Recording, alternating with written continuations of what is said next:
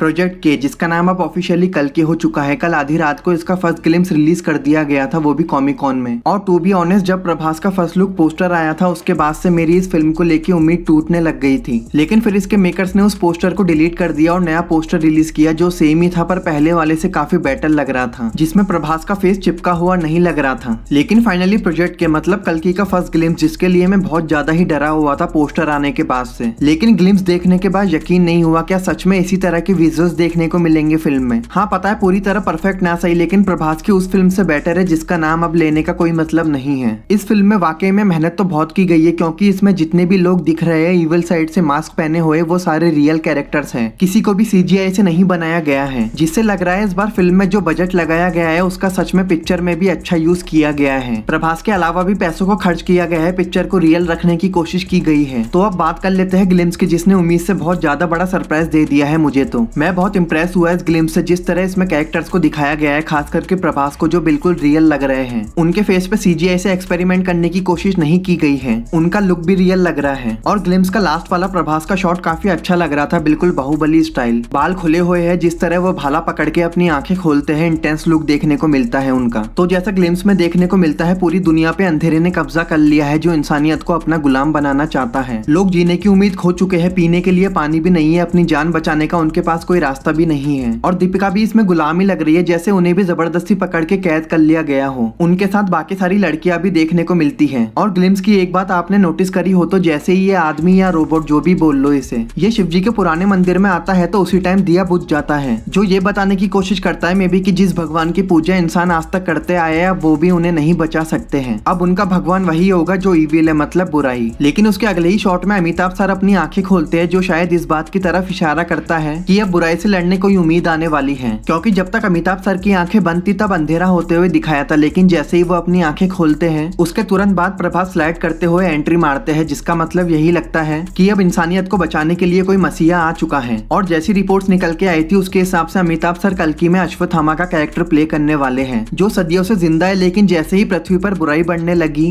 वो जाग गए, लेकिन अकेले वो भी इस बुराई को नहीं मिटा सकते हैं। इसीलिए विष्णु जी को इस बुराई को मिटाने के लिए कल्कि का अवतार लेना ही पड़ेगा प्रभास के रूप में। और हाँ, प्रभास का सूट भी अच्छा लग रहा है। और जैसा कि इस फिल्म की कहानी फ्यूचर पर बेस्ड होने वाली है, वो भी 898 साल आगे की कहानी। और ग्लिम्स में जिस तरह 2898 से टाइम 2024 में आता हुआ दिखता है, तो शायद इस फिल्म में हमें टाइम ट्रेवल देखने को मिल सकता है, वो भी फ्यूचर से पास्ट में जाने का। शायद ऐसा हो सकता है कुछ हो जिसकी वजह से बुराई को मिटाने के लिए प्रभास को टाइम में पीछे आना पड़े। अमिताभ सर भी हमें 2 सीन्स में एक्शन अवतार में दिखते हैं, और वो एक्शन अमिताभ सर खुद ही कर रहे हैं। मास्क के पीछे उनका फेस नजर आता है, क्योंकि उनकी एज 80+ हो चुकी है, और इस एज में भी अमिताभ सर एक्शन करते हुए दिख रहे हैं, पहले ब्रह्मास्त्र में और अब कल्कि में। बहुत तारीफ की बात है, उनमें अभी भी अपने काम को लेकर डेडिकेशन है। लेकिन प्रोजेक्ट के में ट्रायंगल पर बहुत ज्यादा ही फोकस किया जा रहा है, पहले पोस्टर में अब ग्लिम्स में भी। यहाँ जब किसी को मशीन में डाल के किसी चीज के अंदर भेजा जाता है वो भी ट्रायंगल शेप में ही होता है। शायद हमें जो भी ट्रायंगल देखने को मिला है ग्लिम्स में पोस्टर में, वो कहीं ना कहीं बुराई को मिटाने में काम आएगा आगे, ऐसा मुझे लगता है। जिस तरह उस पर इतना गौर करके दिखाया जा रहा है, या फिर शायद उसका कोई और मतलब भी हो सकता है। लेकिन जैसा कि हमें प्रोजेक्ट के से कॉमिक जैसा कुछ देखने को मिला था, जिसमें इसकी कहानी का बहुत छोटा सा हिस्सा दिखाया था, जिसमें वही सब लिखा था जिस बारे में मैं पहले ही बात कर चुका हूँ। बुराई ने पृथ्वी पर कब्जा कर लिया है, लोगों की उम्मीद खत्म हो रही है, उनकी जिंदगी बदतर से बदतर हो चुकी है, और इविल फोर्सेस इंसानों से जबरदस्ती शैतानों की पूजा करने को बोलते हैं, वरना वो लोगों को मारने की धमकी देते हैं, और शायद कुछ को तो मार भी देंगे। जो इंसानों को बताते हैं अब तुम्हारा भगवान भी तुम्हें नहीं बचा सकता है, तुम्हें हमारे भगवान यानी बुराई को ही अपना भगवान मानना पड़ेगा। वहीं हमें अमिताभ सर का कैरेक्टर भी देखने को मिलता है, जिनसे इविल लोग अपने भगवान को सैल्यूट करने को बोलते हैं, वरना उन्हें मारने की धमकी देते हैं। लेकिन अमिताभ सर बोलते हैं मुझे मरना मंजूर है, लेकिन तुम्हारे भगवान को सैल्यूट करना नहीं। तो हाँ, इस फिल्म को लेकर मेरी उम्मीद फिर से बढ़ चुकी है, जिस तरह का इसका ग्लिम्स आया है उसके बाद से। अब बस टीजर और ट्रेलर में भी पिक्चर अपना भरोसा टूटने ना दे, और बेटर से बेटर ही देखने को मिले। बाकी प्रभास ग्लिम्स में सच में अच्छे लग रहे हैं, नकली नहीं लग रहे हैं, तो उम्मीद कर सकते हैं ये पिक्चर इंडियन सिनेमा को बदल सकती है। बाकी आपको ग्लिम्स कैसा लगा और प्रभास का रियल लुक कैसा लगा कमेंट करके बताना। वीडियो अच्छा लगा तो लाइक शेयर कर देना। मैं मिलता हूँ नेक्स्ट वीडियो में,